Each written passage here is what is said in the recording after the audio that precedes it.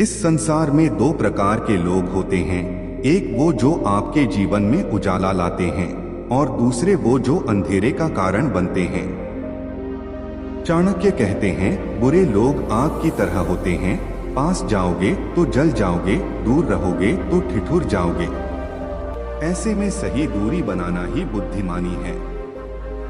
आइए आज की कहानी से समझते हैं कि बुरे लोगों को कैसे पहचाना जाए और उनसे कैसे बचा जाए। मुख्य कहानी राजा चंद्रसेन और नकली मित्र। स्थान मगध राज्य। पात्र राजा चंद्रसेन, महामंत्री अच्युत, व्यापारी सुंदरदास, गुप्तचर वसु, साधु और चाणक्य नीति का संदर्भ। अध्याय 1। एक नया मित्र। राजा चंद्रसेन का राज्य समृद्ध था। एक दिन एक धनवान व्यापारी सुंदरदास आया और राजा का घनिष्ठ मित्र बन गया। सुंदरदास विनम्र था, राजा की हर बात में हाँ मिलाता, महलों में उपहार लाता और राजा के गुण गाता।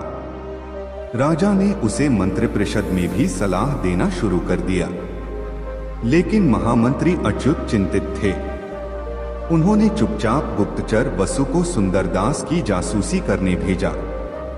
अध्याय 2। चाणक्य नीति का स्मरण। अच्युत ने राजा को समझाया, राजन, आचार्य चाणक्य कहते हैं, जो सदा आपकी हाँ में हाँ मिलाए, आपकी गलतियों की ओर इशारा न करे, वो आपका शुभचिंतक नहीं, चापलूस होता है। बुरा व्यक्ति मीठी बात करता है पर भीतर से आपके पतन की योजना बनाता है। राजा को लगा कि अच्युत ईर्ष्या कर रहे हैं।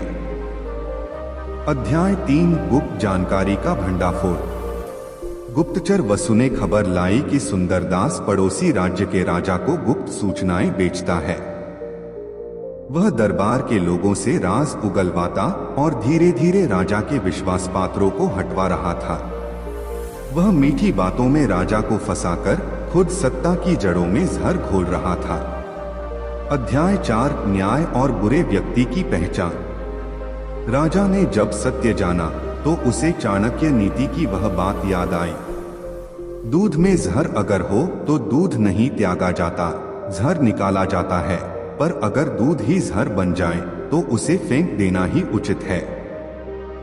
राजा ने सुंदरदास को दरबार से निष्कासित किया, उसकी संपत्ति जब्त की और राष्ट्रद्रोह के अपराध में कारागार भेजा। अध्याय 5। साधु का उपदेश और शिक्षा। एक दिन एक साधु दरबार में आए। उन्होंने कहा, राजन, चाणक्य नीति के अनुसार बुरे व्यक्ति की पहचान इन बातों से होती है। एक, वह हमेशा आपकी कमजोरियों को जानने की कोशिश करेगा। 2, मीठा बोलेगा लेकिन पीठ पीछे आपकी बुराई करेगा।